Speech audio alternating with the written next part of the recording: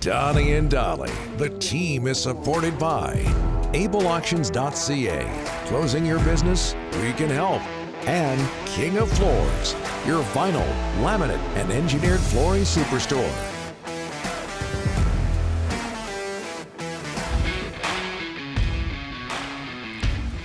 It is Monday, and by the way, our title sponsors on Donnie and Dolly, King of Floors and Able Auctions. Meanwhile, all of our guests today, Monday, sponsored by Passant Motors. It's May Days at Passant. Choose from one of 3 great options this month, including $1,000 Visa gift cards. Check them out online at PassantMotors.com. You got to hurry because, as I mentioned earlier, this is it for May. Yeah, for me, May's over. It's one day left and we're into June already. Wow. That's the way it works. Summer is here. Joining us now, as he does every second Monday from Hockey Night in Canada and Sportsnet, Elliotte Friedman. Friedge, how are you, sir?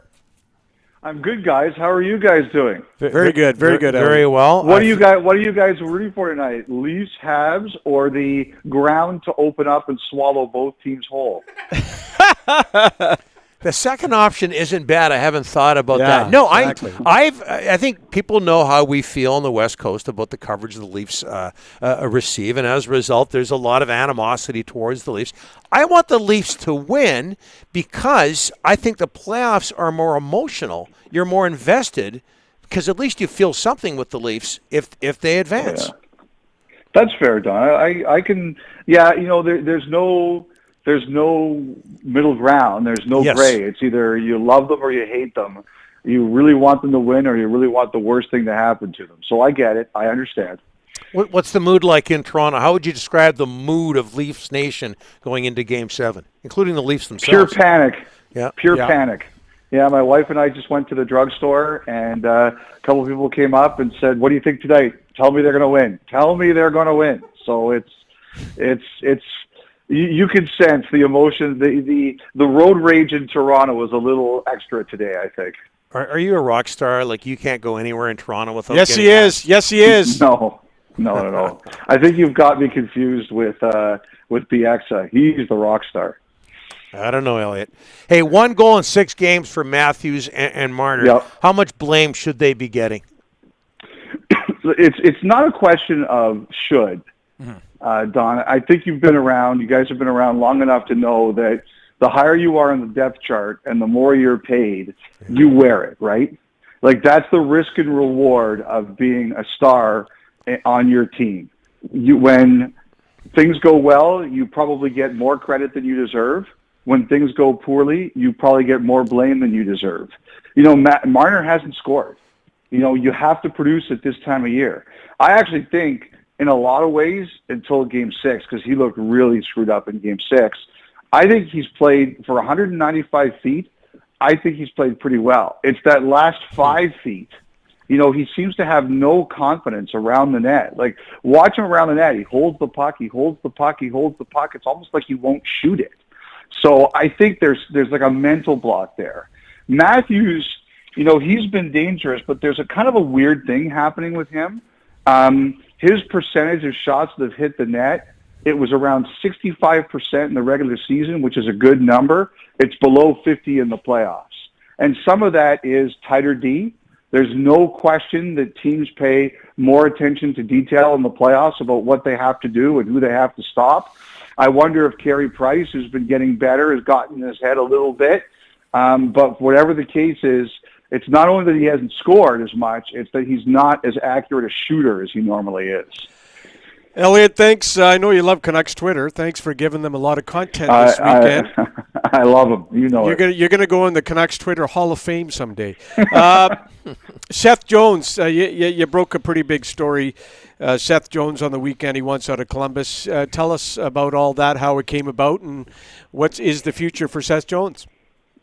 Well, I think CJ deserves a lot of the credit because he kind of got the ball rolling on starting. Just the fact they were having conversations. I think Columbus wanted an answer pretty quickly. Jones is 1 year away from unrestricted free agency.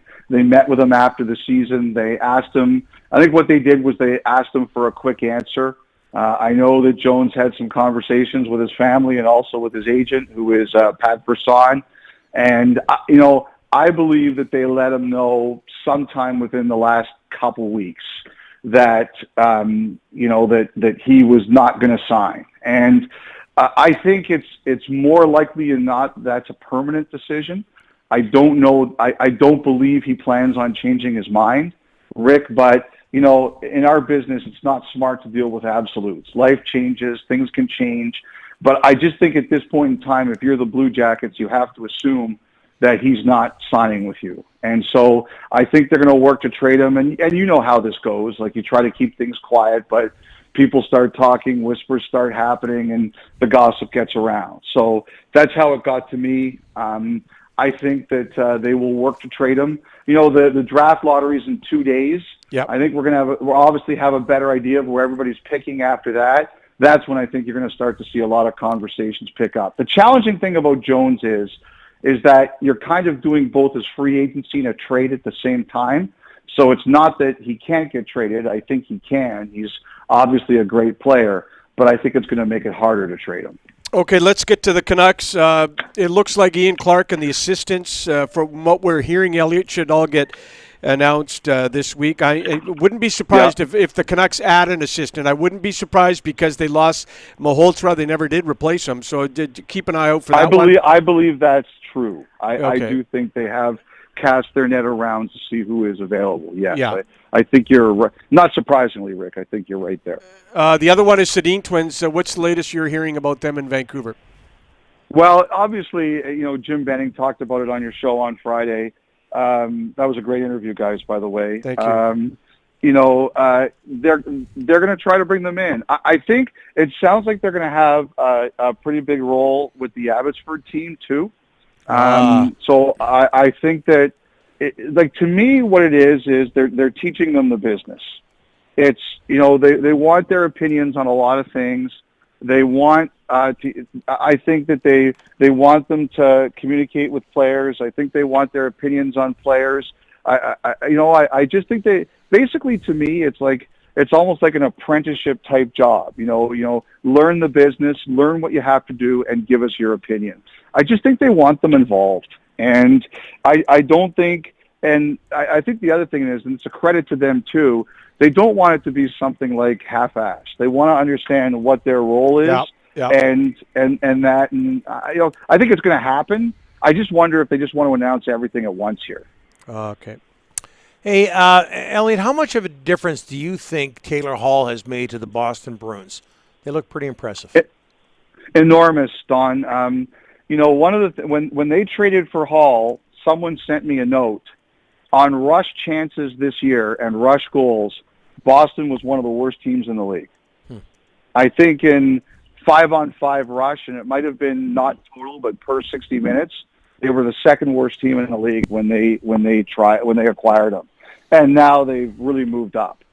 He has given them an element that they really didn't have before: a rush attacker, a guy who can go down the ice and score.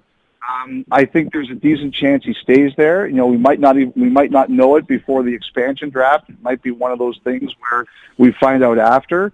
But I think he likes it there. I think they like him, and he's given them a dimension, Don, that they were lacking before. Now, Nathan McKinnon, what a show he put on yesterday.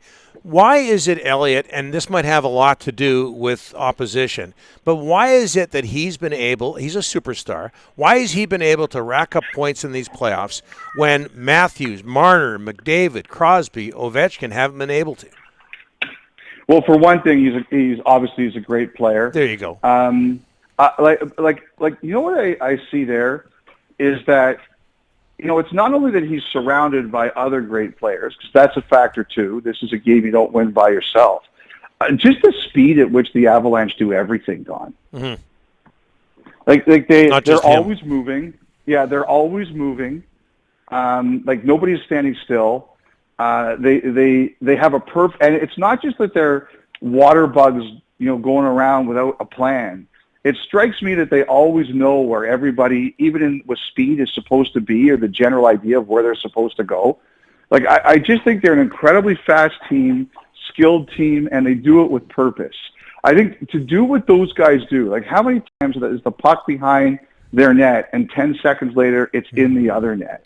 And you can't do that without great speed, great skill, and an understanding of what you're doing.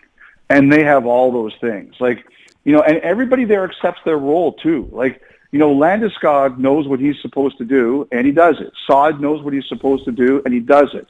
And then you've got the wild cards, the creators, the guys like McKinnon and Makar, and everybody knows they've got to be ready for any possible thing. I remember when Gary Roberts got traded to Pittsburgh, and he was playing with Sidney Crosby, and he says, I've learned that I better have my stick on the ice even when I don't think the puck is getting to me, because it's going to get to me. And I think that's the way Colorado is. They're elite, they're fast, and they know what they're doing. Elliotte, there was a time when I thought that Quinn Hughes and Cale Makar were going to be in the same neighborhood in their new contracts. I'm not there anymore. This Cale Makar kid is unbelievable. His next contract, Elliotte, what are we talking here? Well, I think the biggest thing, Rick, is like what term are these guys going to be looking at? Yeah. Like the cap, I just finished my notes and I wrote in them today.